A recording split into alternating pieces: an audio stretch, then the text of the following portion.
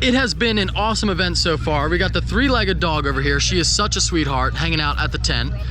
Moving around well, no problem. Good morning and welcome to the channel. Got some important updates for you right off the bat. Number one is on the 12th of this month, we are having our car show. Well, not ours, but a car show that we go to every year. Troy and I, I'm sure Nick and Jack will attend also. The show is Cars for Critters, benefiting homeless pets and pets in need in the area. It is a great cause. Definitely come out if you can. I'll put the info down below. And Troy and I will be there selling posters, but the poster sales go to the organization, so it's all, you know, donated for charity. Other updates for you: the splitter for the ZR1 is finally arriving, the replacement splitter. I know I've been waiting for a long time for that, as have you guys, so that's very exciting. The car is going to look like a ZR1 should look again. The supplier actually reached out, the supplier of the carbon fiber pieces on the car reached out and said, hey, we can make them, we can make as many as needed. We just have to listen to GM, however many they specify to make. So they were not in fact having trouble with keeping up with production. It's just they're only allowed to make however many GM tells them to. Also said that they can only build it to GM spec, so they don't get any say in the design process, only the manufacturing process. But I thought it was neat. They saw the video and they wanted to make it right, so I appreciate that, and I appreciate GM and them working together to get me the replacement. And that gives me a lot of hope for all the other people who need one. As you can imagine, I'm not the only guy who needs a replacement. A lot of them have been bashed into curbs, speed bumps, things like that. Accidents happen. Hopefully those people can get their replacement as well. Now, you may have noticed in shot here is a Ford Escape, and I have bought this vehicle, and we are going to talk about that in a little bit. But first, we have to return the Beetle to Steve.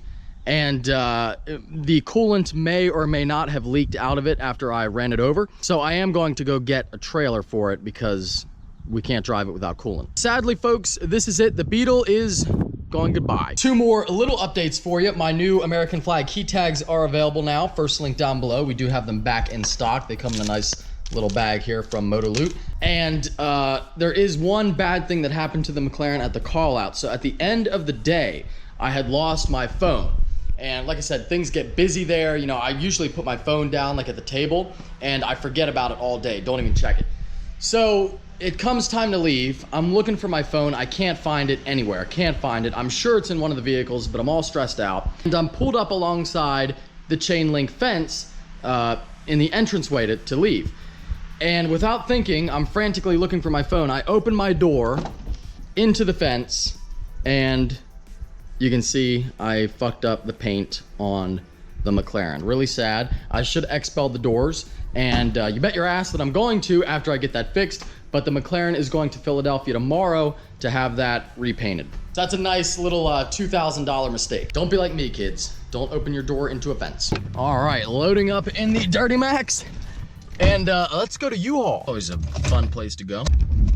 Wouldn't you know it, U-Haul is out of trailers. Could you potentially tow a Beetle from my driveway? It's kind of an eyesore. I'm sure it's only a matter of time before they do. Plan B is I'm gonna have somebody come and pick up the Beetle, which gave me time to clean the truck, so it works out. And the cost to tow the Beetle from my house to Steve's lot is $3 more than the cost to rent a U-Haul trailer for the day. So in other words, fuck it. Oh, the poor Beetle. But you know what? It's been fun, and the Beetle did a great job of being there when we needed her.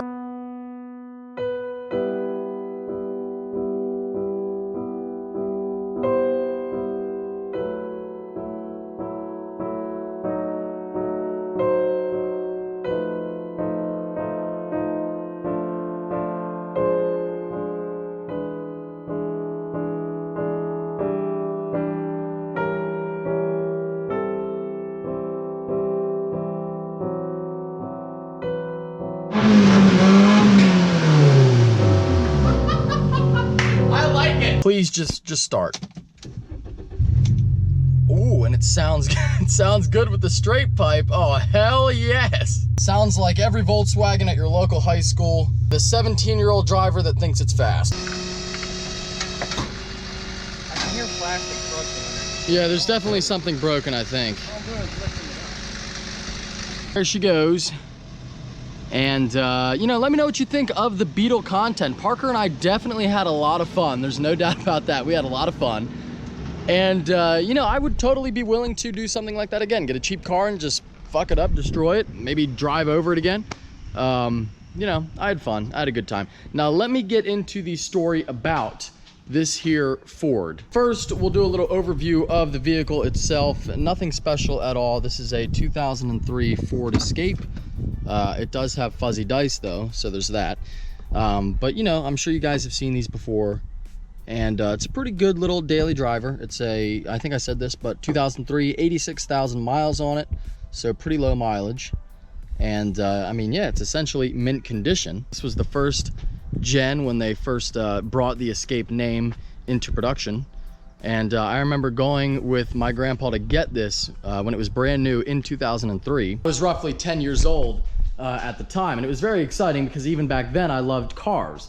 And just getting a new car was a really exciting thing. And you know, I lived with my mom.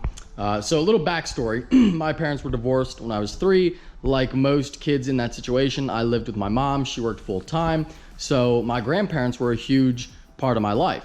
And, you know, living with my mom, pretty, I would say like middle class, lower middle class. And, you know, she never had a new vehicle. So getting a brand new one was like a really, really exciting thing. And like the new car smell, all that good stuff. I remember going to get this vehicle with my grandpa when I was, like I said, about 10. And that's why I have it. So recently my grandpa passed away, which, you know, I appreciate the support from you guys, but it's really not, I mean, it's obviously a sad thing, but he was 92 and I had him for, well, of course my whole life, but I had him for 24, going on 25 years. So I feel very fortunate that I did have them for so long and him for so long. And I feel very fortunate that they were a part of my life, because that generation is something different. You know, you're probably not gonna see that type of person ever again. Just the moral character, you know, talking about the people who served in World War II, which he did, landed on D-Day when he was 17 years old. So, you know, just a really, really, really special people. And he really meant a lot to me. And really, when he passed, everything was going to be auctioned off, like an estate sale. You know, when somebody dies, they have an estate sale. He didn't really specify, I don't believe in the will, for anybody to get. I mean, there were some items that went to people, but there was nothing. Most of it is just going to be auctioned off. So that's what I did. I bought the Escape from what I guess you would call his estate. And that's how I came to own this Ford. And I don't really know, I mean, I don't really have a plan for it. You know, I don't need a daily driver like this. I really have no idea what I'm gonna do with it. But, you know, maybe I just wasn't quite ready to say goodbye. This was the last vehicle he drove. A lot of great memories riding around with him in this vehicle. And, you know, I thought it would be neat if I were to buy it and left it as he had it, which I did. So he always had, I have the bins, but he always had stuff set up in the back. Like dog treats and stuff wherever he would go. And I gave him those fuzzy dice when I was, I think shortly after he bought it. And he always had them on the cigarette lighter there. And they've been hanging there ever since, I mean, as long as I can remember. When I got them for him, he put them on there and they never left. So that's basically it. You know, I thought it would be neat to have this vehicle. Like I said, I don't really have a plan for it at the moment. Realistically, am I going to keep it forever? No, of course not. I mean, that's just would be silly. There's no need for it. I already don't have space for the vehicles I currently own. I kind of just wanted to hang on to it for a little while. Maybe give it to a family member, give it to somebody who needs it. I don't know, something like that, because that would be something that he would have wanted, because he was a very generous person. So maybe I can do that. But anyway, that's how I came to own this Ford Escape. You know, I might make some videos on it. I don't know. You'll see it. You'll definitely see it sitting here.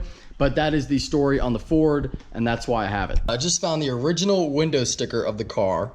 Let's see, what options do we have on the Ford Escape? I'm guessing it's not like the McLaren options list where paint is 10,000 bucks. What do we got? Optional equipment: front license plate bracket, California emission system, no charge for those. XLT appearance package, step bars in black, 16-inch bright machined aluminum wheels, gloss painted cladding, trailer towing class 2 retractable cargo cover.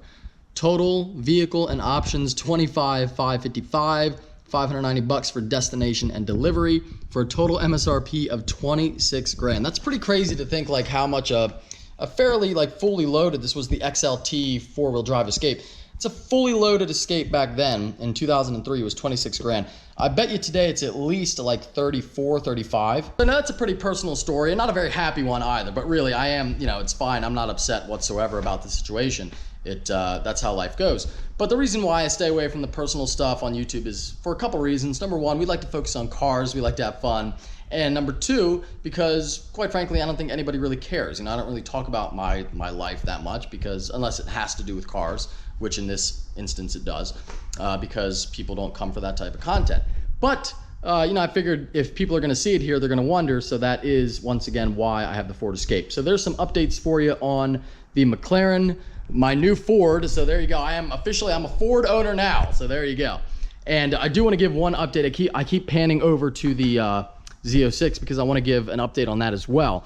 I know I said that I was going to sell it after the call out, but I have to say I had a lot of fun with the car at that event. Even though it didn't run as fast as it could, I think I think there's something with the trans which would explain why it doesn't make as much power as it should. Identical cars with that same build on full E are making about 1100.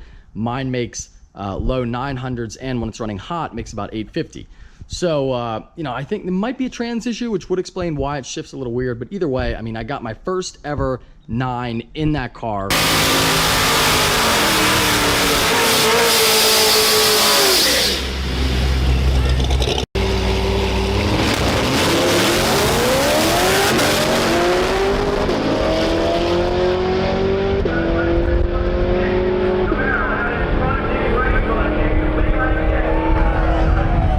Really cool memory, and it's a badass machine. But I had just as much fun going down the strip in this, and I had just as much fun going in this too. So I really, after that event, it kind of opened my eyes that I don't need, you know, I was chasing like trying to get 8s, you know, I was chasing like trying to hit an 8, 9. But I've seen what it takes to get there. I mean, look how much Nick has been through, I mean, with his car and how long he's been at it, and other people, and the problems that always come up with cars like that. And the more I looked at it, the more I realized maybe that isn't for me. Like, I really don't care that much. I just enjoy having fun. Do I need something so crazy? I'm not sure. And can I really justify keeping that car, the McLaren, and a new ZR1? For the record, this car is not going anywhere. I love it too much. For now, I gotta say that the McLaren is my favorite car. Truck is my favorite vehicle. So I really think that I'd be just fine with the McLaren and the new ZTK ZR1, which I don't know. The ZTK, if I love this ZR1 that much, the ZTK might be a contender for that #1 spot.